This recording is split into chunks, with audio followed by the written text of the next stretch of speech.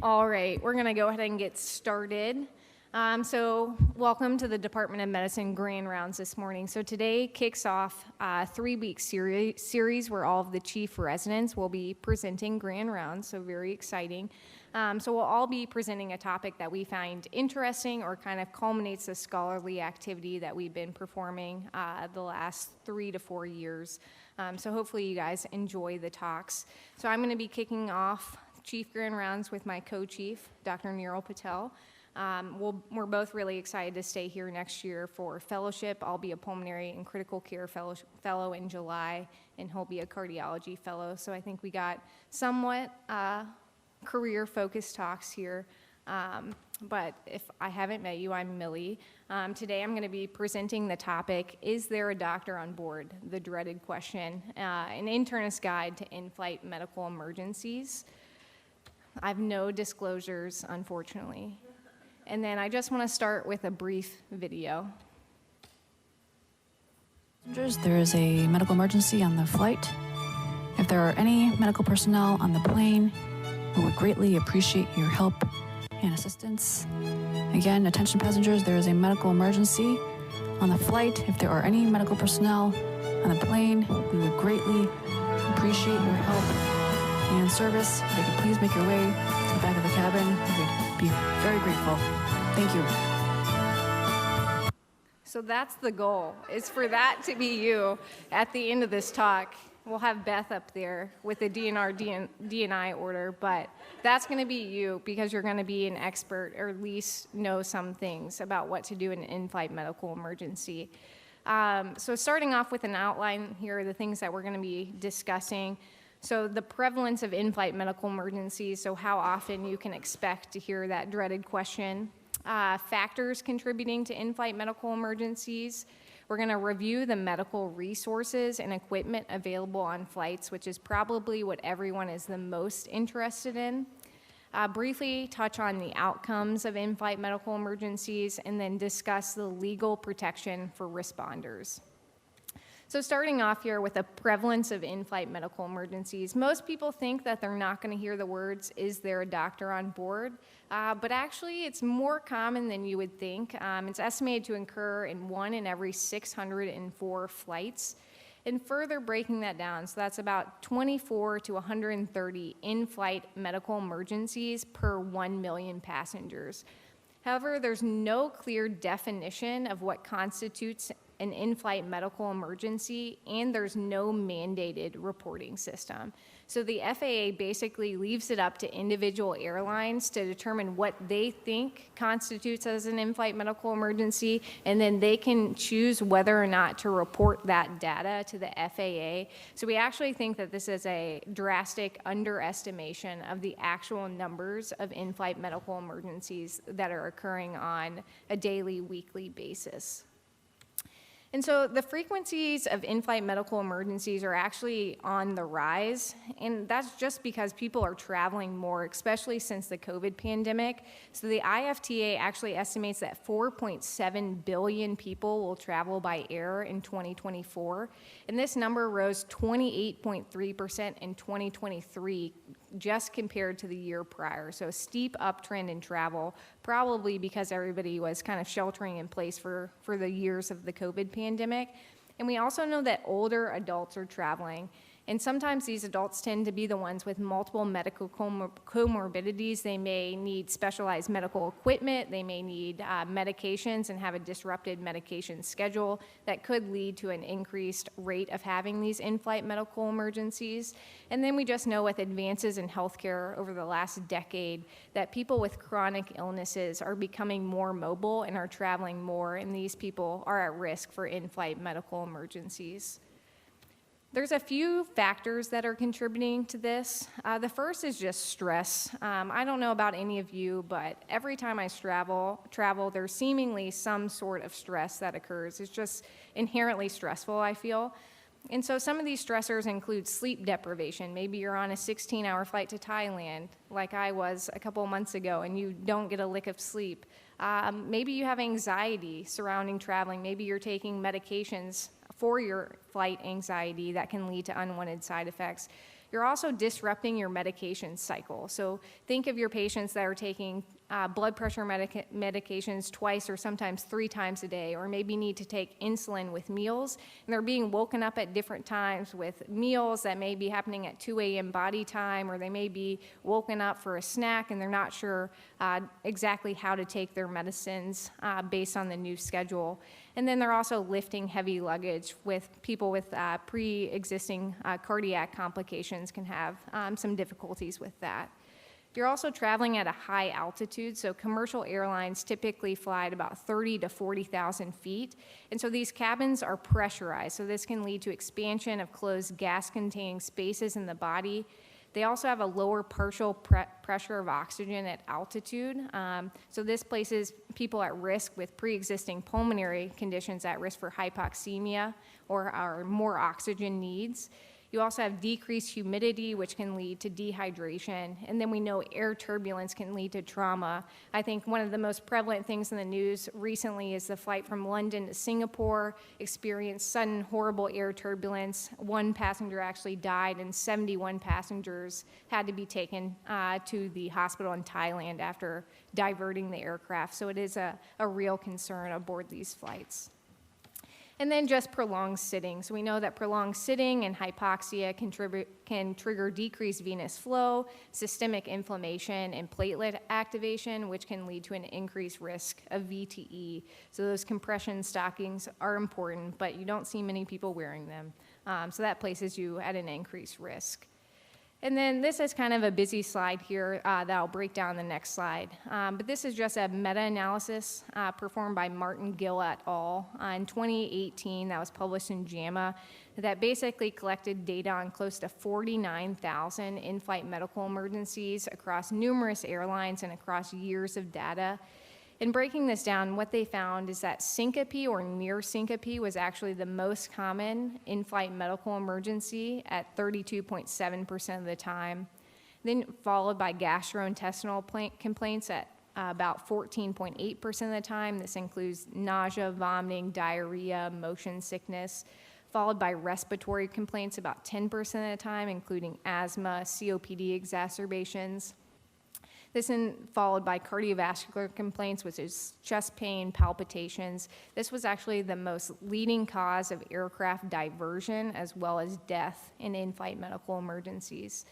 This is followed by neurological complaints at about 5.5% of the time, including seizures, and then cardiac arrest actually makes up 0.2% of in-flight medical emergencies, and the remainder of the data is making up allergic reaction, OBGYN complaints such as delivering a baby, my personal worst nightmare, and then things like stroke and diabetes complications.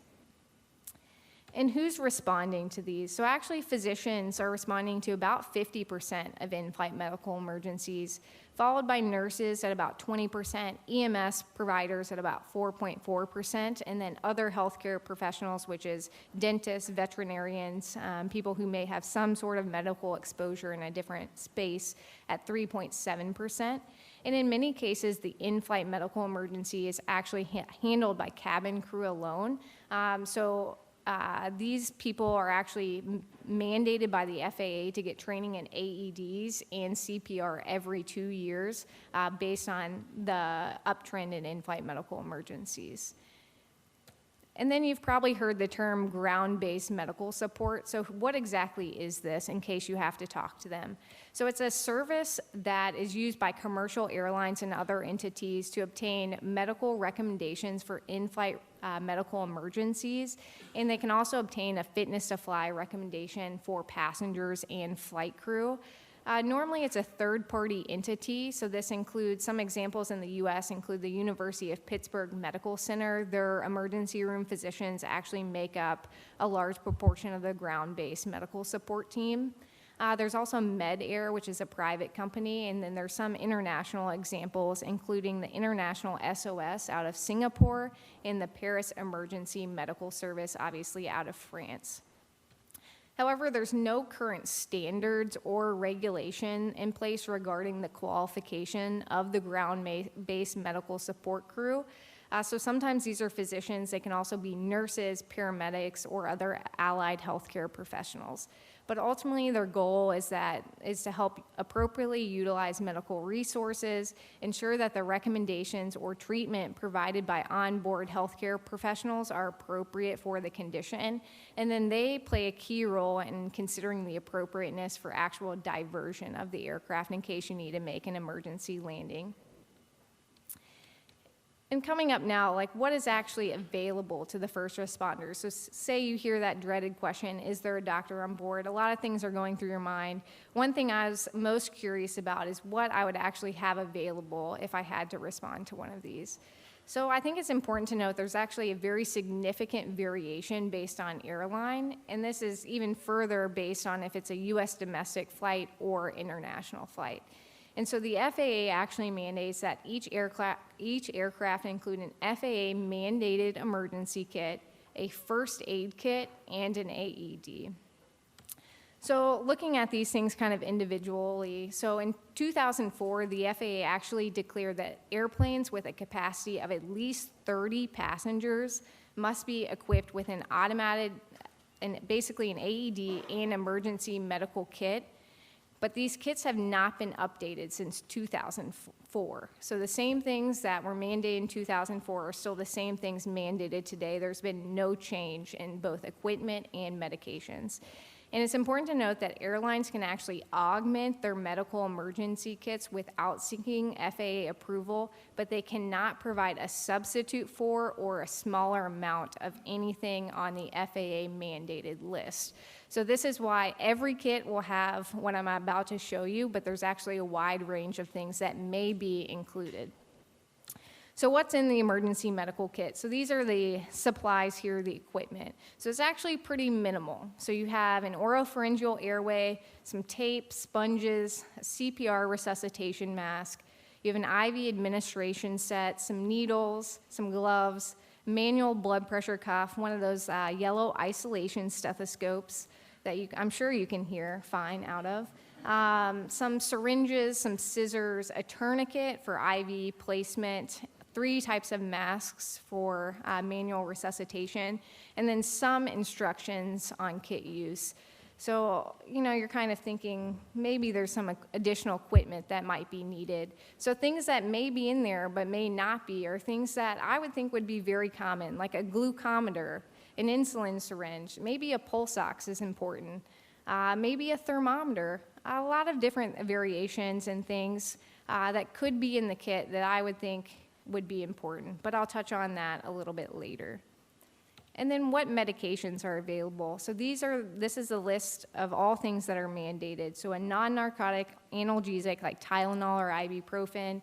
You have an injectable and an oral form of an antihistamine, 325 milligrams of aspirin. You have atropine, D50, a couple concentrations of epi in vials. You have lidocaine as an antiarrhythmic in case someone has a cardiac arrest. You have nitroglycerin, and then you have 500 cc's of saline. So that's all that's mandated in these kits. And then you can probably think of a wide range of medications that you might need based on some of the most common complaints. So things like a seizure terminating med, maybe an EpiPen would be helpful, maybe a beta blocker. So a lot of different things. So I'll touch on this again later, but obviously a wide variety of things that may be included but are certainly not mandated by the FAA. And so the most commonly used therapies are actually oxygen, aspirin, normal saline, nitro for chest pain, an over-the-counter analgesic, an antiemetic, Benadryl, and albuterol. But there's actually been a very big call to action recently to mandate more items. So one of the biggest things that's been getting a lot of media attention is actually the need for an EpiPen. So there's actually a Wall Street Journal article that was published in March of this year where a physician herself actually went into anaphylaxis aboard an aircraft, and she had previously no known allergies to anything, so it was quite the surprise. And luckily there was another physician on board. They talk about their experience opening the medical kit, finding a vial of code dose epi, then having to figure out how to dilute it, then having to get IV access to then administer it between 2 physicians. And there were no instructions on how to dilute it, no instructions on how to administer it. And they talk about how that situation could have turned out much differently if you didn't have two physicians who are both knowledgeable on how to do this aboard a plane. So I think that's quite scary for a lot of people. So I think there has been a big push to include EpiPens on board. Obviously, airlines don't want to take on the cost, they expire, things of that nature, but I think it really could be a life-saving treatment. Other things that I think could be helpful, an automated blood pressure cuff in case you can't hear out of the isolation yellow stethoscope. Things like a glucometer. I just think if syncope is one of the most common in-flight medical emergencies, if we're responding to someone who's syncopized in the CO or on inpatient medicine, one of the first things we're checking is a blood glucose. So I think that would be helpful. Things like glucon, you can administer it IM, intranasally, could probably be helpful. Another big one is Narcan. So that's something you can easily administer, especially with the state of our world today. I think that would be really helpful. Seizure terminating med, another thing that I think would be helpful if 5.5% of the time seizure is causing an in-flight medical emergency. We should probably recognize that should be something that should be present in the kit. Maybe it'd be helpful to not have a yellow isolation stethoscope and actually be able to hear. And then, our ACLS guidelines use amiodarone in the algorithm, yet lidocaine is still the antiarrhythmic in the kit. So maybe some things need to be titrated there or changed. And then, most flights include oxygen canisters that have a low flow and high flow state. In researching this, the low flow state is actually 2 liters and the high flow state is actually 4 liters. So there may be times where you might need more than 4 liters of oxygen, but you might not even be able to check that because, again, there's no pulse ox included. So kind of hard to say. I think there's definitely a lot of things that should be present in kits. And then looking at the AED use, so the AED was actually used only 24% of the time for cardiac arrest and was used 76% of the time for cardiac monitoring. And another recent story that's been in the news is an unfortunate story of an 11-year-old boy who actually went into cardiac arrest aboard an American Airlines flight within the past couple of weeks. There was no medical professional on board, and unfortunately the cabin crew seemingly was not trained in use of an AED or CPR from the report. And they went to go actually get the AED and it was dead, had no charge.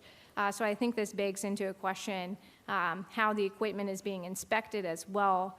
And the FAA mandates that they have a visual inspection of the AED before every flight, but obviously seeing that it's in place and it's there is not the same as seeing if it's functional. So I guess another way that we can ensure this is obviously a life-saving treatment that may or may not be functional based on the guidelines.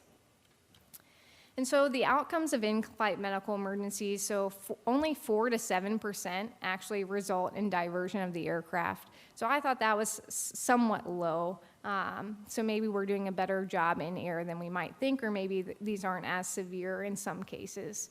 And then the rate of survival after cardiac arrest was noted to be 14 to 55% with higher rates of success among patients in VFib. So a wide range there, but a somewhat decent rate of survival. And then the death rate among all patients with an in-flight medical emergency was actually only 0.3%, so pretty good. And so what should you do if you're called to respond to an in-flight medical emergency? So on request of flight crew for assistance, you should identify yourself as long as you're in good state and report your training and current clinical practice. You should complete a history and physical exam, including vitals, as able. You should discuss your assessment with the ground crew and airline crew and get any assistance that you may need. You can utilize anything needed from the medical equipment kit. It's also important to note that you can ask overhead if other people may have pieces of equipment like a glucometer, an automated blood pressure cuff, or an EpiPen, because sometimes they do. And then you should document the clinical presentation and care performed in order to protect yourself from liability. How can we prevent these and encourage our patients traveling? How can we help them prevent an in-flight medical emergency? The first thing is that passengers should hydrate prior to and during flights. We know that inherently at that altitude you get dehydrated. Oftentimes people are consuming alcoholic beverages, they've had long travel days, especially with the most common complaint being syncope or pre-syncope. I think it's really important to stay hydrated. Those with chronic medical conditions should bring all medications and medical equipment on flight. So sometimes these may be packed away in their stored bag that gets lost, or they're on the long flight and they don't know when to take these medicines.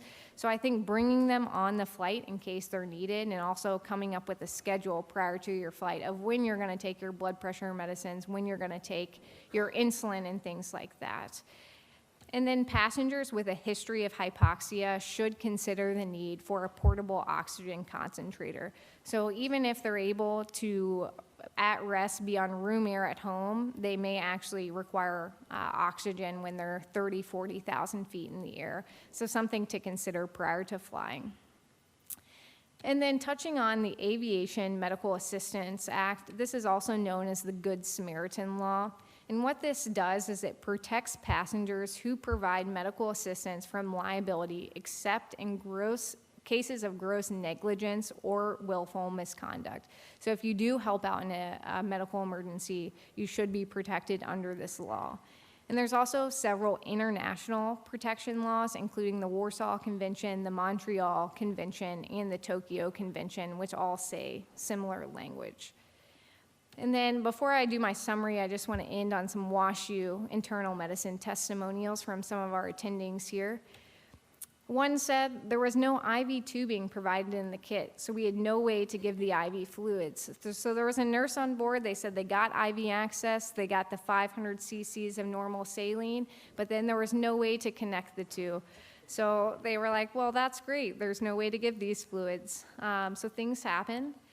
Another person said, I had to ask the passengers for glucometer because one wasn't provided in the kit, and now we know that. And then Josh, they asked for an automated blood pressure cuff just about a month ago when he was in an in-flight medical emergency. So you definitely might have to ask because things might not be in there that you might expect.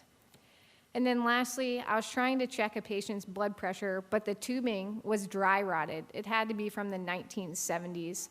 So they weren't even able to use the manual blood pressure cuff because it was completely dry rotted. So begs the question, how often are these kits actually inspected, replaced? Probably not very frequently. So in summary here, in-flight medical emergencies are probably more common than you think and are increasing in frequency with the increase in passengers traveling. Medical equipment and medications aboard domestic and international flights may vary broadly depending on the airline and whether you're traveling domestic or international. If asked to respond to an in-flight medical emergency, take a thorough history and perform a physical exam. The ground-based medical support team is there to assist you and often makes the final decision on whether an aircraft will need to be diverted for an emergency landing. And lastly, if you respond to an in-flight medical emergency, you will likely be protected under domestic and international laws. These are my references, my acknowledgments, and then I will pass it off to Niral.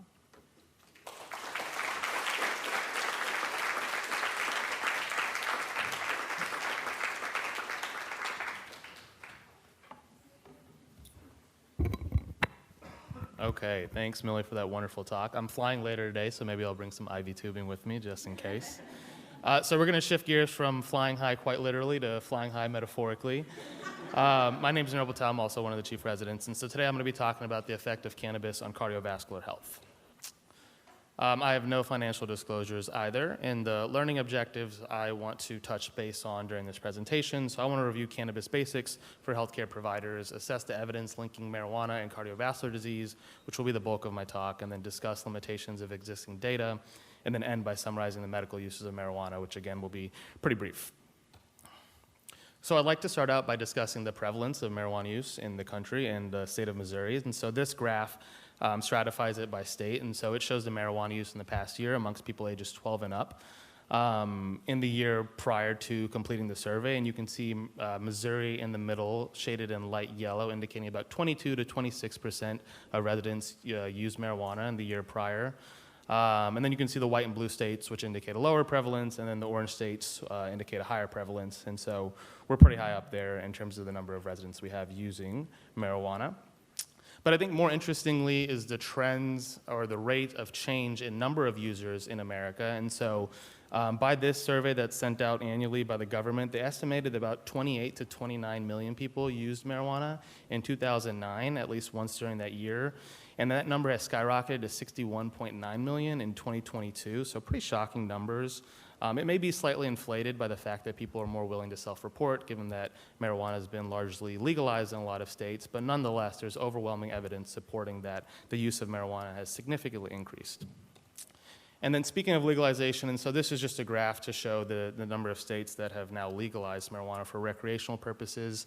You can see about half the states in our country now offer it legally, and about like 10 or 15 offer it for medicinal use, and if they follow a trend like Missouri a few years ago, they may transition into offering it for legal recreational purposes as well.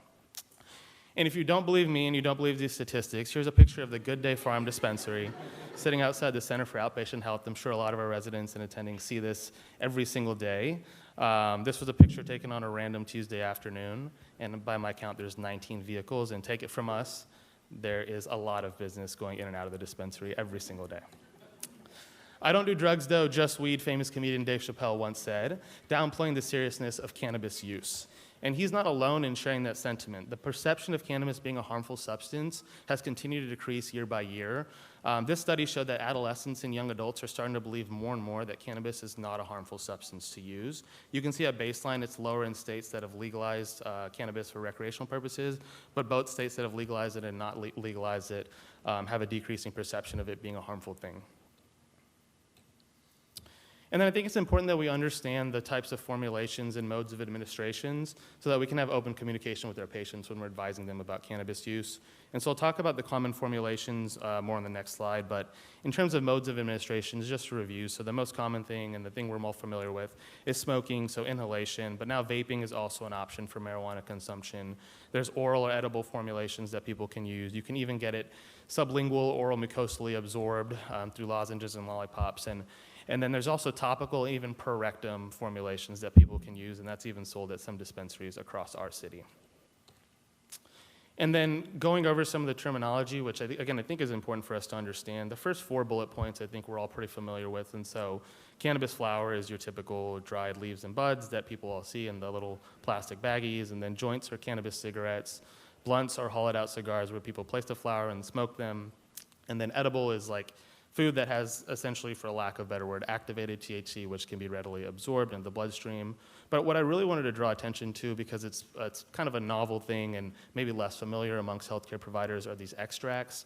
And so the premise behind extracts are the cannabis buds have these things called trichomes that sit on them, and that's really where the THC and active ingredients are concentrated. And so cannabis scientists, if you'll call them, said, how can we just concentrate these trichomes and get rid of the buds and the leaves and essentially trim the fat? And so that's exactly what they did. And they figured out 2 general broad categories on how to do that. There's solvent-free extracts and there's solvent-based extracts. And so solvent-free extracts, essentially those trichomes are mechanically collected, and then you're left with this really concentrated THC products. And so if you hear patients talking about keef, hash, or rosin, that's what they're referring to. And then solvent-based extracts are when they actually use a solvent to wash out these trichomes, and then they get rid of that solvent at the end, leaving the final product of a concentrated THC substance. And typically, there's a lot of different solvents that are used, but some common ones are propane and butane, and so they actually use those solvents to get these trichomes. And the ultimate product, if people mention hash oils, dabs, waxes, oils, butter, shatter, crumble, that's what they're referring to. And typically they'll get rid of all the propane and butane, but there's still trace amounts sometimes left in it, so that's a health concern on its own if people are ingesting these products. The THC concentration in these products are significantly different than what they used to be. And so the 1970s, 80s, and 90s, the average THC percentage in the products that people were using were about 5% or lower, and that number has skyrocketed to over 16%, and this is just in the cannabis flower itself. So in those extracts I was mentioning, those percentages go up to the 90s pretty often. So really potent THC products that people are using. And so the combination of more people using it, it being legal, the perception of risk going down, and then stronger products available certainly causes some concern in the medical community. And so we all know that there's harmful effects of smoking, whether that's a marijuana cigarette or a tobacco cigarette. There's going to be increased carboxyhemoglobin formation in the blood, and that's going to lead to some cardiovascular events, or at least can affect the cardiovascular system. But I think what we really need to find out more about is, does cannabis have a property unique to itself? Do the active ingredients of cannabis, the THC and the cannabinoids, have some property that's unique to itself that can affect the cardiovascular system and the rest of the body as well? So this paper, published in one of the Nature journals in 2018, sought to explain some of the mechanisms in which the active ingredients of cannabis could affect the heart. And so we essentially have cannabinoid receptors all out throughout our body. We have CB1 receptors and CB2 receptors. We have them in our brain, and that's how THC activates these receptors and gets people to actually feel high. But we also have these receptors in our heart. And so they actually described a few mechanisms in which it could affect the heart. And so the THC can affect or bind to the CB1 receptors, and it can lead to MAPK activation, which can cause cell death in cardiac myocytes and endothelium. It can cause NF-kappa B activation, which can cause inflammation in the cardiac endothelium. It can cause vascular smooth muscle proliferation. It can cause oxidative stress and more. And so there are some theories now how these active ingredients can directly affect the heart. On the flip side, the CB2 receptor has been shown to kind of balance out some of these effects, so we don't fully understand it, but we at least have a theory on how it can be impactful for cardiovascular health. And so shifting to actual studies involving patients, and so this was the oldest study that I could find linking cannabis use and affecting cardiovascular health, and so this was published in 1974 in the New England Journal of Medicine. They had 10 men who were avid tobacco users but had never used marijuana before, and they also had chronic stable exertional angina. And so what they did was, in a span of a week, they would give each of these men either a marijuana cigarette or a tobacco cigarette each day, and then they'd have them exercise, and they'd actually measure the amount of time it took for them to develop their anginal symptoms. And what they saw was the group that received the marijuana cigarette were much quicker to develop these anginal symptoms, almost by 50%. They also saw that the marijuana group had a higher heart rate, had higher blood pressures, and so they kind of postulated that there was an increased myocardial demand when people use marijuana, which could affect patients who have cardiovascular disease. And then fast forward to the 1990s, Murray Middleman and his group at Harvard sought out to answer if cannabis could precipitate myocardial infarction on a very acute basis. And so they interviewed about 4,000 patients who had a myocardial infarction and identified 37 of them who had used marijuana in the 24 hours prior to their myocardial infarction. And then 9 of those 37 had used it within just 0 to 1 hour of having their myocardial infarction. And so they deemed this as statistically significant and concluded that there was a 4.8 times higher risk of having a myocardial infarction when using marijuana compared to periods of non-use. But this was a case crossover study. This data was all patient self-reported, and there was only 9 people in this 0 to 1 hour time frame. And so I think it's difficult to make definitive conclusions off this study alone. And so we don't have great data involving precipitating acute myocardial infarction, but we do have some better data showing the link between cannabis use and long-term risks of myocardial infarction. And so this large retrospective study looked at 300,000 cannabis users and 10 million age-matched controls. And as you can see here, the green bars represent those who use cannabis, and the blue bars represents the age-matched controls, and on the y-axis is the cumulative incidence of myocardial infarction. And you can see that the green bars are obviously outweighing the blue bars, especially in the younger and middle age groups. And so they concluded that there's a pronounced risk of myocardial infarction amongst young and middle age individuals who use marijuana when compared to their counterparts. And then looking further in this trend for myocardial infarction in younger patients, and so this study looked at 53 million hospitalizations, and it was amongst young patients who were ages of 18 through 39, and they also saw that year by year there was an increased prevalence in myocardial infarction amongst those who were cannabis users when compared to those who were not. And they also excluded patients who had concomitant substance abuse with cocaine, tobacco, alcohol, or amphetamines, and so they were able to eliminate that factor. And still saw that there was a link between marijuana use and MI in these young patients who really shouldn't be having myocardial infarctions. And then another large analysis in 2018 looked at myocardial infarctions and stratified it by age and also by if they use marijuana or not. And so they found that on average, the patients who had myocardial infarction and do not use marijuana were 57 years of age, and those who did were 47 years of age. They also excluded people with concomitant substance abuse. And interestingly, they found out that the marijuana users who had myocardial infarctions were less likely to have the traditional risk factors, such as hypertension, heart failure, coronary artery disease, diabetes, and atrial fibrillation, when compared to their counterparts. And then in 2018, Dave Flippis, she and her team looked at outcomes beyond just myocardial infarction. She also stretched it to cardiovascular death related to the myocardial infarction, and she found that marijuana was associated with a statistically significant difference in all-cause death and cardiovascular death, even after adjusting for baseline characteristics. And she found that the risk increased by about similar numbers to what cocaine increases the risk, which is well described to have negative impacts on cardiovascular outcomes. However, another study looked at other endpoints besides myocardial infarction, and they had contradictory findings. And so this study looked at death, mechanical ventilation, the need for a balloon pump, cardiac arrest, shock, PCI, and STEMI. And they found that the only statistical significant association with marijuana use in one of these endpoints was needing mechanical ventilation. And so contradictory findings there, so it's really hard to make a conclusion there. They did postulate that the lack of findings could be attributed to the age difference. As I mentioned earlier, the people who had myocardial infarction and used marijuana are more likely to be young, and that was similar to what's been seen in tobacco studies. So some more research and more work needs to be done there. And then in addition to the studies showing the association between marijuana and cardiovascular disease, there's also evidence of a dose-response relationship, with more days of marijuana use being associated with higher risks of cardiovascular events. And so you can see in these graphs on the x-axis is the number of days per month that people use marijuana, and then in the red font is the cardiovascular events that may occur. And so you can see in the top right, as the number of days per month of marijuana use went up, the risk of myocardial infarction went up. In the bottom left, you can see the same thing with stroke, even a more pronounced risk. And then on the bottom right, a composite of myocardial infarction, stroke, and coronary artery disease risk went up. The coronary artery disease in the top left wasn't statistically significant, but you could still see that there was a general trend that increased as the consumption of marijuana increased. And then this study published in Stroke in 2020 further supported that notion that marijuana confers patients to a stroke risk. And they looked at young patients between the ages of 18 and 44 that had a stroke. Again, an age range that really shouldn't be having stroke very often. And they found that if people were marijuana users, if people use marijuana, then they were at an 82% higher odds of having a stroke, and that number bumped up to 145% if they were frequent marijuana users, as defined by using marijuana more than 10 times per month.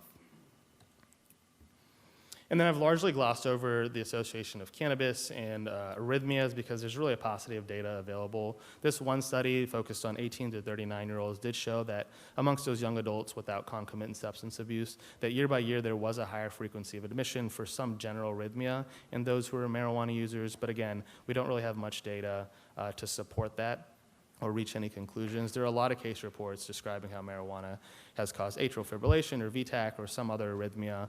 And it's known that marijuana can stimulate the sympathetic nervous system and decrease the parasympathetic nervous system. So some people say that may put people in a pro-arrhythmogenic state. But again, a common thing, we need more evidence to really make firm recommendations to link cannabis to any sort of arrhythmia.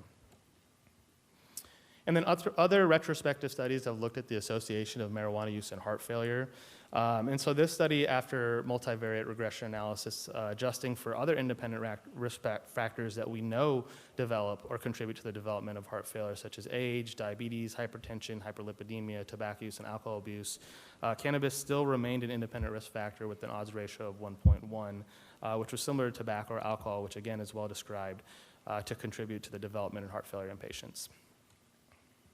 And then I think it's also important that we focus on specific populations who may have a higher risk of cardiovascular disease at baseline. So this was a prospective study that I really liked. And so it followed about 550 HIV-infected men and stratified it by whether they were heavy marijuana users or non or occasional users. And they looked at multiple endpoints. And so you can see by the Kaplan-Meier curves here that there really wasn't a big difference over a period of decades in AIDS diagnoses, mortality, or cancer diagnoses.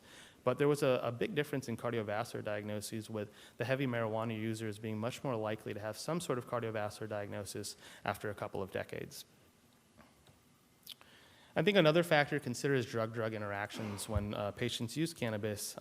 Cannabis can be a potent enzyme inhibitor of multiple CYP enzymes, and 4 of them are listed here. Those commonly metabolize a lot of the medications we prescribe every day.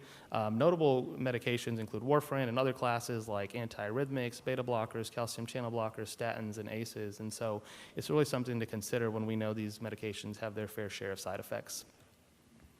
And so the study published last year actually looked at how cannabis may affect one of the CYPs, and so it focused on CYP2C9, which helps with the metabolism of losartan. And so they had 2 groups of patients. In one group, they gave a placebo brownie. In another group, they gave CBD and THC, and then they measured the levels of losartan over time, about 24 hours after actually getting the placebo brownie or the cannabis brownie. And what they found was that there was a greater area under the curve throughout the 24 hours for the CBD and THC brownie group, and then also an increase in the maximum concentration of about 70%, which I think is pretty noteworthy considering that we know that a lot of the medications we prescribe can have side effects when they're increased by that percentage. And so there's reports of marijuana having adverse consequences on almost every cardiovascular disease or pathology possible, including heart failure, arrhythmias. I talked about stroke and myocardial infarction. There's also case reports on how it can contribute to stress cardiomyopathy, pericarditis, myocarditis. There's reports of something called cannabis arteritis as well. I focus just on a few today because that's the data we have available. But ultimately, we'll need more data kind of linking it or potentially linking it to all of these cardiovascular diseases. And so a recent publication, the Journal of the American Heart Association, looking at the association of cannabis use and cardiovascular outcomes, ultimately concluded that cannabis has strong statistically significant associations with adverse cardiovascular outcomes, independent of tobacco use, and controlling for a range of demographic factors and outcomes. And so it's true that there's a growing amount of evidence showing that it's positively associated with cardiovascular disease, and so it's certainly something to be cautious about.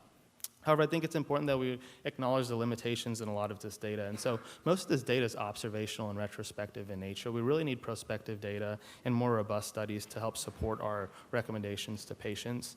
And then the modes of consumptions and the formulations, I think, is huge. None of the data that we have really stratifies or looks at how inhalation compares to like oral or edible forms of cannabis, and certainly that can play a huge role in how it impacts our patients. And so ideally we need more data on that before we can make recommendations on cannabis as a whole. And then there's also a big difference in composition and potency of marijuana products, and so none of the data have been able to look into that either. Composition, the strains of cannabis that are available now, if we're theorizing that the active ingredients of cannabis could be harmful to the heart, well, there's different ratios of active ingredients in different strains of cannabis. And then potency, which I mentioned earlier, the products that are available now are so much more potent than what they used to be. And so we need to look into how that potentially could not only impact the cardiovascular system, but just health in general. And then synthetic cannabinoids, I just didn't have time to discuss it during this talk, but there's a lot of literature describing how synthetic cannabinoids can have harm on a lot of different organ systems in the body. And so generally, there's a consensus guidelines just saying that we should tell our patients to avoid those. Not really a gap in knowledge, but there's also stringent federal requirements that prevents or precludes further research involving cannabis. And just recently, the Biden administration worked to reclassify marijuana as a Schedule I substance to a Schedule III substance, and so hopefully some of that red tape will begin to clear up and allow scientists to investigate with cannabis, but there'll still be some roadblocks, surely. And then I'd be remiss if I didn't acknowledge the medical uses for cannabis as well and its role in our society. And so cannabis has been well described to help with pain control in our patients, which is an issue that we all know is pretty rampant, especially in the midst of the opioid crisis that we have right now. In this meta-analysis, it showed that marijuana pretty strongly and overwhelmingly was able to help control pain in these patients who were really struggling with pain control. There's also conclusive or substantial evidence supporting its use for cachexia, nausea, emesis, multiple sclerosis, spasticity, multiple types of epilepsy, and there's moderate evidence for its support in opioid withdrawal and helping with opioid abstinence, glaucoma, dystonia. And just as there's not a lot of strong research supporting the harms of cannabis, there's also a lot of room for research regarding the benefits of cannabis and its medical applications. And so this quote by Hunter Thompson, he said, "I have always loved marijuana. It's been a source of joy and comfort to me for many years, and I still think of it as a basic staple of life, along with beer and ice and grapefruits, and millions of Americans agree with me." And he's right. Millions of Americans do agree with him. This is a part of people's culture. It's a part of people's day-to-day or week-to-week life. And so I think it's important to consider that when we're advising our patients on potentially not using it. Ultimately, there does seem to be enough data for us to say that cannabis can be harmful to patients, especially those with cardiovascular disease history or risk factors. But it'll be interesting to see where we land on it as a medical society in the next few years and decades with data that continues to emerge. It'll be interesting to see if we land on it, if it's something more like tobacco, where we say we should advise all patients to stop using it, or maybe if it's more like alcohol, where we say it's okay in moderation. And that's all I had. Thank you for listening. Happy to answer any questions.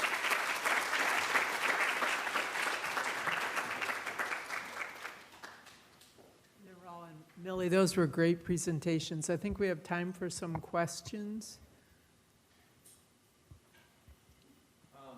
Niral, you mentioned for cannabis that one of its benefits can be for nausea and vomiting, but I'm pretty sure all the residents have taken care of at least one patient who came in with cannabis hyperemesis syndrome. Yeah. So how do you reconcile those two presentations? Is there any idea why some patients get benefit while others are in the hospital? Yeah, that's a great question. I think from what I saw, it was really about the amount of use. When there's overuse, it can lead to the cannabis hyperemesis syndrome, but in patients who have uncontrollable nausea and vomiting, it can somehow help in like smaller doses.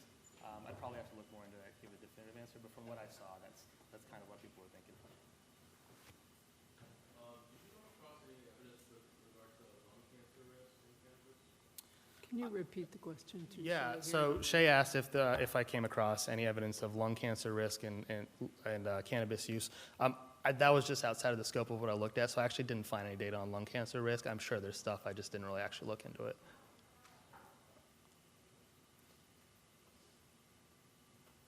For the cannabis talk, I'm curious whether among the various studies you looked at, whether there was a consensus between what constitutes a user versus a non-user of cannabis.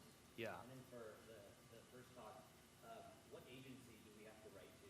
Is it the FAA, the Department of Transportation to fix the Yeah, so that's a good question. He asked if there was definitions of how they use cannabis or how often they use cannabis in a lot of the studies, and each of them did define it. They defined them a little differently, though, so it's hard to describe it with just one answer.